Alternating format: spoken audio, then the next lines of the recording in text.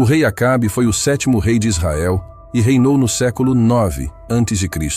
Sua história é narrada principalmente no livro de 1 Reis, capítulos 16 a 22, e no livro de 2 Reis. Acabe era filho de Onri, que também foi um rei de Israel. Acabe sucedeu seu pai e reinou sobre Israel por 22 anos, começando aproximadamente em 874 a.C. Acabe casou-se com Jezabel, filha de Etbaal, rei dos Sidônios, 1 Reis 16:31. Este casamento trouxe grande influência pagã para Israel, pois Jezabel era uma devota adoradora de Baal e Asherá, e incentivou Acabe a promover a adoração a esses deuses em Israel. Inscreva-se no canal para receber notificações de novos vídeos e aprofundar seus conhecimentos bíblicos a cada dia. Compartilhe este vídeo com seus amigos e familiares para que eles também possam desfrutar dos ensinamentos da Bíblia de forma acessível e inspiradora. A ascensão ao trono do rei Acabe, filho de Onri, é descrita na Bíblia em 1 Reis 16, 29 e 34. Acabe tornou-se rei de Israel durante um período tumultuado da história do Reino do Norte.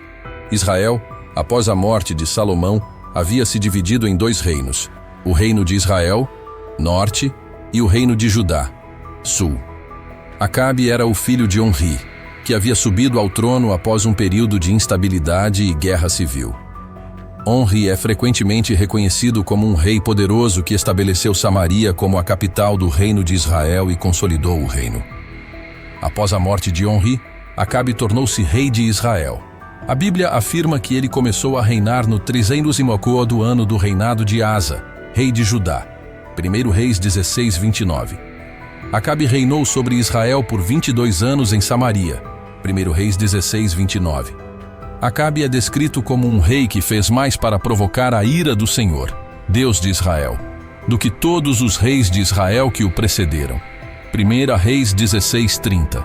A ascensão de Acabe ao trono e suas subsequentes ações idólatras representaram uma grave violação dos mandamentos de Deus. A Bíblia enfatiza que Acabe fez mais para provocar a ira do Senhor do que qualquer um de seus predecessores, colocando o reino de Israel em um caminho de apostasia e julgamento divino. 1 Reis 16, 33. No 38º ano de Asa, rei de Judá, Acabe, filho de Onri, começou a reinar sobre Israel, e reinou sobre Israel em Samaria 22 anos. E fez Acabe, filho de Onri, o que era mal aos olhos do Senhor, mais do que todos os que foram antes dele.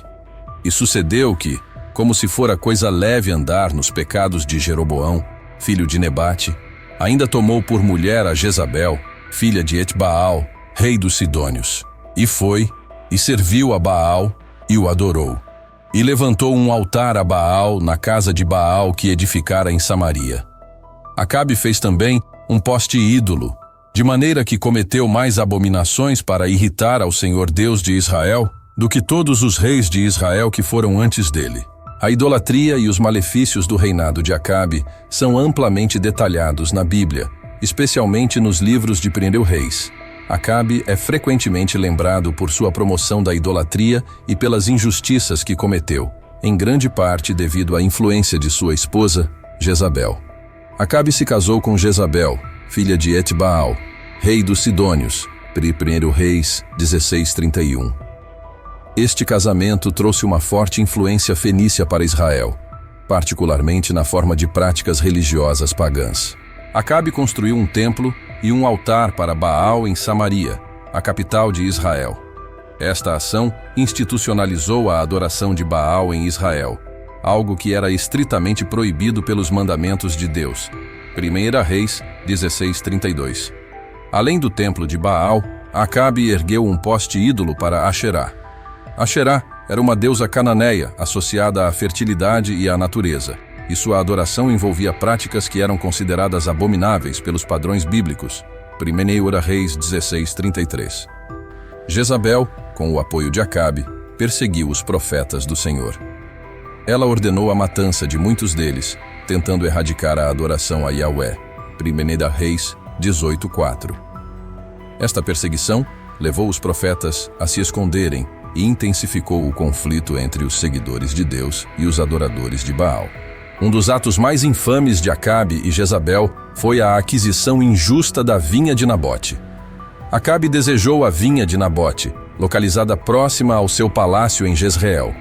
Nabote recusou-se a vendê-la, pois era uma herança de família. 1 Reis 21, 1-3.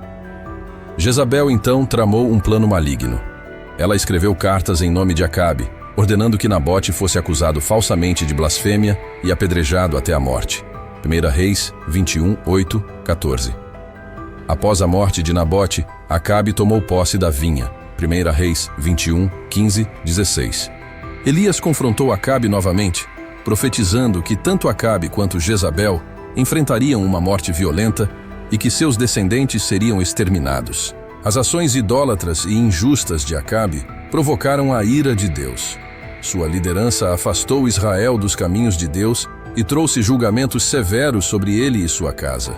Deus prometeu que a linhagem de Acabe seria destruída, e isso se cumpriu quando Jeú exterminou os descendentes de Acabe, conforme profetizado por Elias, 2 Reis 9:10. O confronto entre o profeta Elias e o rei Acabe é um dos episódios mais dramáticos e significativos na Bíblia, destacando o poder de Deus sobre os deuses pagãos e a corrupção no reino de Israel. A história é contada principalmente em 1 Reis 17:18. Elias aparece abruptamente na narrativa bíblica como um profeta do Senhor. Ele anuncia ao rei Acabe que não haveria chuva ou orvalho em Israel durante alguns anos, exceto pela palavra de Elias, como um juízo de Deus pela idolatria promovida por Acabe e Jezabel. Por 1 Reis 17:1. Isso levou a uma seca severa e uma fome na terra, afetando gravemente a economia e a vida diária dos israelitas. Durante a seca, Elias se escondeu por ordem de Deus. Primeiro, ele foi alimentado por corvos perto do riacho de Querite, 1 Reis 17:2-6. Depois, ele se refugiou em Sarepta, onde uma viúva cuidou dele milagrosamente com um pouco de farinha e azeite que nunca se esgotavam. 1 Reis 17:7-16. Esses eventos demonstraram a provisão e o poder de Deus, reforçando a autoridade de Elias como profeta. Depois de 3 anos de seca, Deus ordenou a Elias que se apresentasse a Acabe. Elias desafiou Acabe a reunir todo o Israel no Monte Carmelo, juntamente com os 450 profetas de Baal e os 400 profetas de Asherá que comiam à mesa de Jezabel. 1 Reis 18:19. Elias propôs um teste para determinar o verdadeiro Deus. 2 altares seriam preparados, um para o Senhor e outro para Baal. Cada lado sacrificaria um novilho e colocaria sobre lenha, mas não acenderiam fogo. O Deus que respondesse enviando fogo do céu seria reconhecido como o verdadeiro Deus. Os profetas de Baal começaram a clamar ao seu Deus desde a manhã até o meio-dia, dançando e se mutilando, mas não houve resposta. Elias zombou deles, sugerindo que Baal poderia estar meditando, ocupado ou viajando e que precisavam clamar mais alto.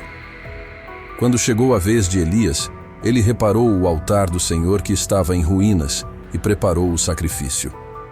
Ele encharcou o altar com água 3 vezes, preenchendo até mesmo uma vala ao redor do altar. Então, Elias orou ao Senhor, pedindo que ele demonstrasse seu poder para que o povo soubesse que ele era Deus e que Elias era seu servo. Deus respondeu enviando fogo do céu, que consumiu o sacrifício, a lenha, as pedras e até a água na vala. 1 Reis 18:38. Todo o povo caiu de rosto em terra e declarou: "O Senhor é Deus, o Senhor é Deus." Elias ordenou que os profetas de Baal fossem capturados e os levou até o riacho de Quizon, onde foram executados. Após o confronto, Elias subiu ao topo do Monte Carmelo, se prostrou em oração e pediu a Deus para enviar chuva. Ele enviou seu servo para olhar em direção ao mar 7 vezes, até que uma pequena nuvem apareceu. Logo, o céu se encheu de nuvens, o vento soprou e uma grande chuva caiu, terminando a seca. 1 Reis 18:41-45. O confronto entre Elias e os profetas de Baal no Monte Carmelo foi um momento decisivo para o povo de Israel. demonstrou claramente o poder e a soberania de Deus sobre os falsos deuses e expôs a futilidade da idolatria. Também reafirmou a autoridade de Elias como profeta de Deus e trouxe uma temporária volta do povo à fé no Senhor. Este evento é uma poderosa ilustração da fidelidade de Deus e da eficácia da oração fervorosa de um justo. A guerra e a morte do rei Acabe são eventos significativos em sua história, mostrando tanto sua contínua rebelião contra Deus quanto o cumprimento da profecia divina sobre seu destino. Estes eventos são narrados principalmente em 1 Reis 20 e 22. Ben-Hadad, rei da Síria, formou uma coalizão com 32 reis e sitiou Samaria. Ele enviou mensageiros a Acabe, exigindo seu ouro, prata, mulheres e filhos. Inicialmente, Acabe concordou em entregar o que Ben-Hadad exigia. Porém, quando Ben-Hadad aumentou suas demandas, querendo inspecionar e tomar tudo o que fosse valioso no palácio de Acabe e nas casas de seus oficiais, Acabe recusou. Um profeta do Senhor veio a Acabe e anunciou que Deus entregaria Ben-Hadad nas mãos de Israel, para que Acabe soubesse que o Senhor é Deus. Acabe, seguindo as instruções do profeta, atacou e derrotou os sírios. Ben-Hadad reorganizou suas forças e atacou Israel novamente no ano seguinte, mas foi novamente derrotado. Apesar da vitória, Acabe fez um tratado com Ben-Hadad, permitindo-lhe viver, o que contrariou a vontade de Deus. Um profeta disfarçado condenou Acabe por poupar Ben-Hadad, profetizando que sua própria vida seria tomada em troca. Anos depois, Acabe fez uma aliança com Josafá, rei de Judá, para atacar Ramote-Gileade, que estava sob controle sírio. Antes de partir para a batalha, Josafá insistiu em consultar os profetas. Acabe reuniu cerca de 400 profetas, que, unânimes, encorajaram a guerra, garantindo sucesso. Desconfiado, Josafá pediu para ouvir um profeta do Senhor.